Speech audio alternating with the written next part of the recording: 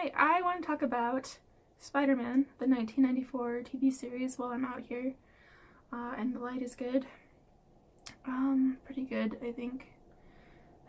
Anyway, because the Venom trailer came out, and I thought the Venom trailer was really good, and like I said, the actor in there, Tom Hardy, did a really good job with like the accent, like the voice, because it really, well, it matched the voice of Venom, or Eddie Brock from, Spider-Man. So I'm really excited about Venom, so I wanted to talk about Spider-Man, the 1994 cartoon series. That's my Spider-Man, that's my superhero, my hero. So first, like, the two main things that I love about the 1994 cartoon series are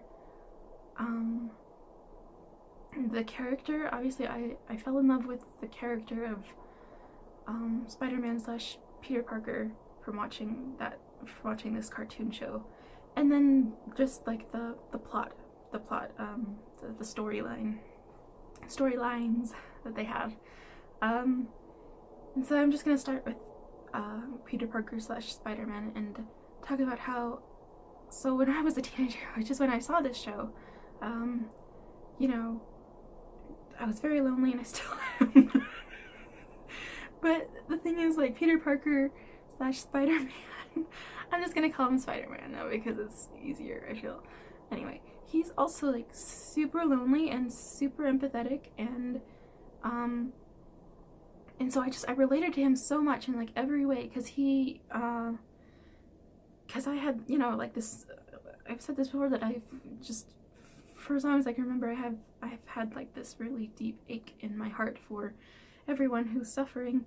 And so like that message of like, with great power comes great responsibility, really resonated with me, because if you have the power to help someone else, you have to use it. So if I was a superhero and I had like the power to like stop people from getting hurt, I would feel like I'd have to use that all the time and just like never give myself a break. And that's basically what Peter Parker does, and it's actually not super healthy, but I related to it super hard, so it was healthy for me to like watch it, because it made me feel less alone, because he is super empathetic, and he really wants to stop people from getting hurt, so he tries really hard, and his schoolwork suffers from it, which I totally understand, because like in a lot of shows like this, where like, I mean, not shows like this in particular, but shows where the main character is going to school and also has like a secret life in addition to that, they kind of always sort of like brush off the school part, like it's not that hard. And I don't know, maybe school isn't that hard for most people, but it was super hard for me. So and partially that was because I put so much pressure on myself too, and I didn't need to take it so seriously. And most people have probably always known that they didn't have to take school so seriously, but I took it really seriously. And so, you know, it would be really hard for me to like be a superhero and be in school at the same time, and I know I would try like super hard at both, but my schoolwork would definitely suffer, and that would bother me, and I wouldn't be able to save everyone, and that would bother me. And these are things that happen to Spider-Man, and they bother him. And you can tell that like he feels super responsible for everyone who gets hurt. Like he even says so in like really heartbreaking sort of bluntness. Like he has like these self-monologues, which are really fun, because then you can like really, I mean, obviously he's saying what he's thinking, so you know what he's thinking, and that's really helpful for me. It was, at least, and it is still, to like be able to actually hear what the characters are thinking, because I know in movies and stuff you're supposed to show, not tell, and so I have gotten better with the years at seeing how characters are feeling just from the way they act. But as a teenager, it was a lot easier for me to know how they were feeling if they would just tell me. And so that's what Spider-Man does. He just tells you, because he has these really witty, fun internal monologues that are also really heartbreaking and lonely and sad. And so like he has this really deep empathy for everyone who gets hurt, and a lot of people get hurt around him, and he feels really bad, and he tries to stop it all the time and help. And when he can't, he just, and often it kind of is a little bit his fault. So he really feels like it's his fault, and it really hurts him. And so so like that, and the thing is, like, he's like really tortured, right? Like from hearing that you can tell that, but from just listening to him talk, you wouldn't ever describe him as like tortured. He's kind of and that's how a lot of people are. That's how I was growing up, where you pretend, you put on like this happy face all the time, and inside you're in a lot of pain. And you can't show that because, like, it's partially just the way we were raised, right? Because well, like for me, like my parents would get after me for having a bad attitude or whatever, and I would kind of get punished for that, so I would just have to pretend to be happy no matter how I was feeling, right? And I think that's how it is for a lot of people. And it also, it just hurts when you're hurting and you show that to people, and all they do is get after you for being grumpy, or they're just not empathetic. So it's a lot easier even to just pretend to be happy, because then you don't have to get hurt when you show your emotions and other people don't reciprocate, you know?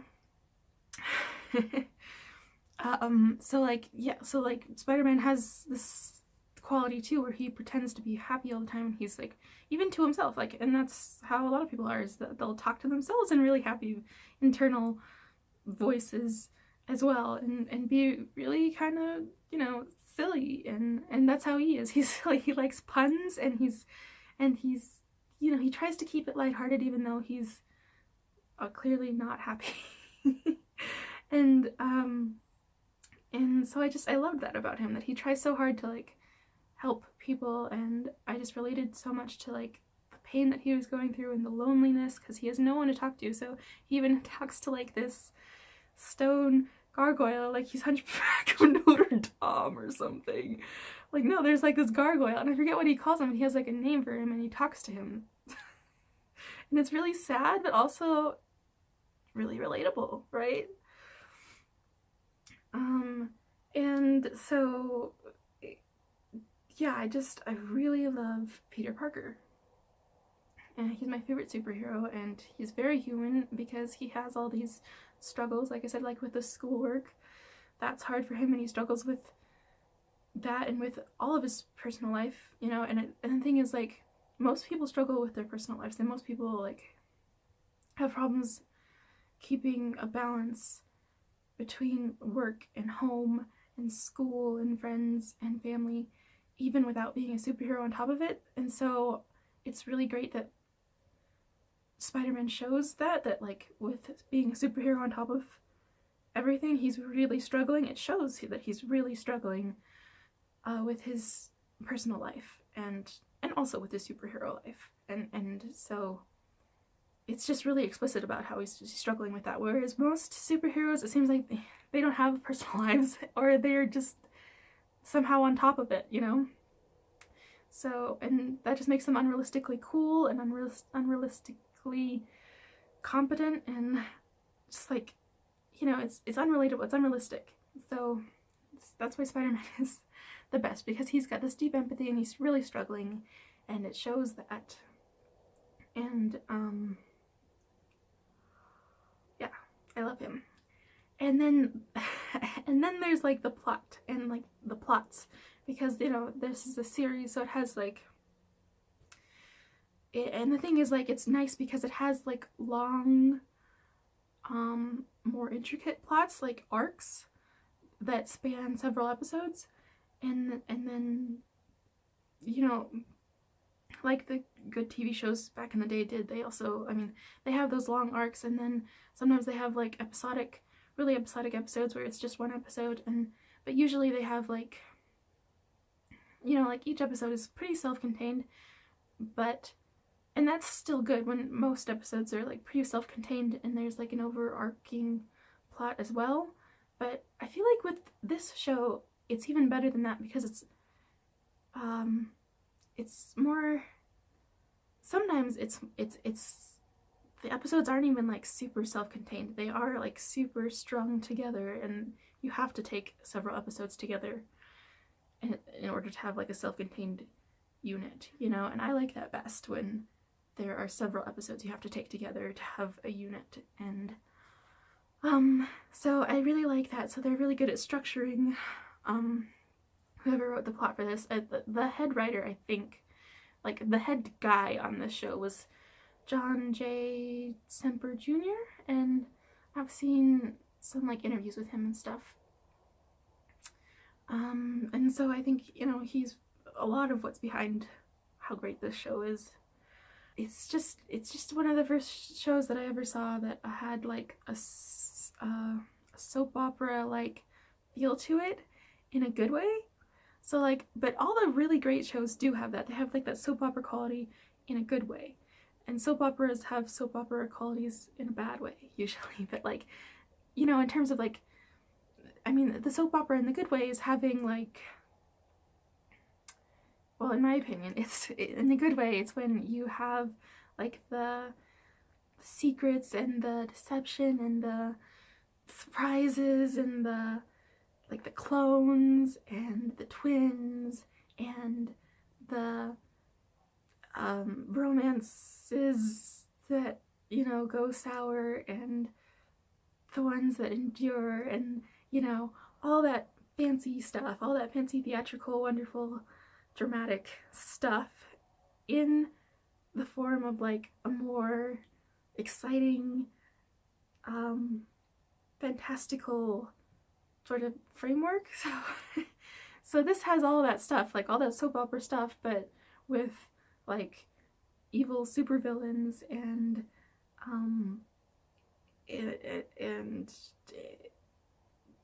goblins and scientists and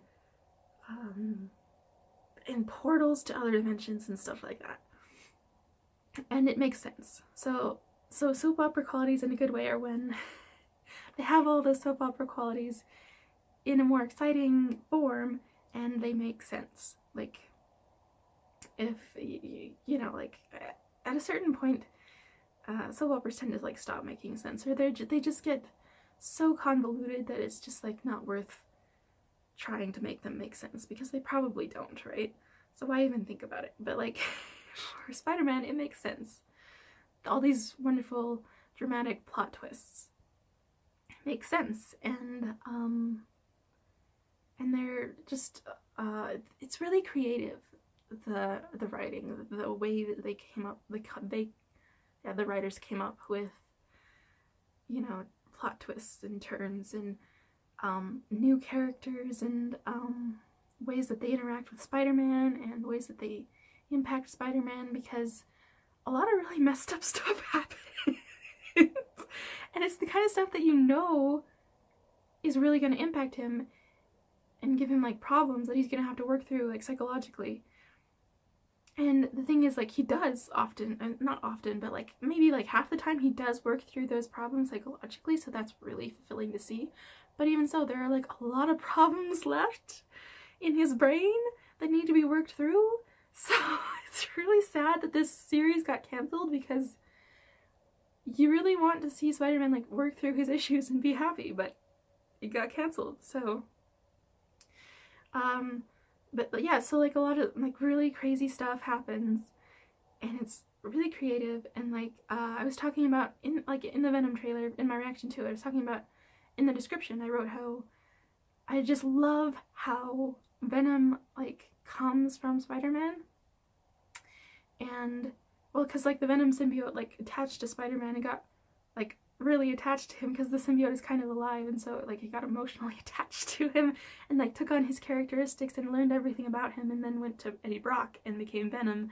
So it came from Spider-Man, and it knows everything about Spider-Man, and it's like kind of in love with Spider-Man, but it also really hates Spider-Man. You know how that is, right? Yeah. So it's just really twisted and creative and full of like emotion. It's so full of like emotion. And that's one of the reasons it's so cool, the Venom symbiote. And then they just like kept going and made it even more interesting and creative when they, you know, they sent it off in the rocket. Cause like, okay, so in the trailer for Venom, I was talking about the meteor, and the Venom symbiote doesn't come down in a meteor, it comes down in a space shuttle. Because it attacked like the pilots and stuff, and then they send it up into space on like another space shuttle, and then it gets onto a meteor, and then it's up there for a while and it reproduces, and that's the Carnage symbiote. And then it comes back down to Earth, the meteorite comes back down to Earth and reattaches with, and then the Venom symbiote reattaches with Brock. I'm sorry, why am I reciting all this? You probably know this, unless you haven't seen the show, in which case I'm gonna just, I'll keep going. So, oh my gosh. It's cold and I have to think quick. I'm sorry. So, like, yeah, the Venom symbiote reattaches to Brock, and the Carnage symbiote finds, Cassidy, who's like the serial killer and is super evil. And so the Carnage symbiote is super evil, but it's also really cool because it comes from Spider-Man and it knows everything about Spider-Man, and it's like just so, ooh, you know? So I love Venom and Carnage, and just because I love Spider-Man, you know? And they come from Spider-Man and they love Spider-Man too. We can form a Spider-Man fan club. I don't know. And so it's just, all I'm saying is, like, the plot is like super creative and fun and exciting and dramatic and theatrical and just all that good stuff. And it makes sense and is well structured. And the writing is good, the dialogue is good, the internal monologues that Spider-Man has is good, and the characters, like, they have a lot of characters who aren't Spider-Man. Surprise! There are characters who aren't Spider-Man in the Spider-Man series. Who knew? But anyway, and they're all, like, really well written characters and interesting, and you, even like the bad guys, like I was saying, you want to know more about them, and they can be pretty sympathetic, and you kind of feel bad for them a lot of the time, and it's cool because sometimes they actually do sort of have like a character arc and get bad and get good, you know what I'm saying? Like, they have like a redemption arc after they have a fall arc. I don't know, anyway. Yeah, and it's just really well written and it's wonderful, and the only, like, real problem that I have with this series, and it's, like, hardly a problem at all, is just the, like, the animation is kind of choppy a lot of the time. You can tell that it's definitely, like, a low-budget show, unfortunately. And that's not to say that, like, all the animation is bad either. There's, like, some really neat animation in there, and I like the character design for most of the characters, but at the same time, you can tell that they took a lot of shortcuts. And it looks kind of silly sometimes, but that's okay. It's a fun show. Sometimes it is silly. Sometimes Spider-Man is silly, and that's why we love him. Okay, well, I guess since I am making a lot of videos on YouTube, I should do like the YouTube thing where I say at the end, I have other videos. Do you want to watch them?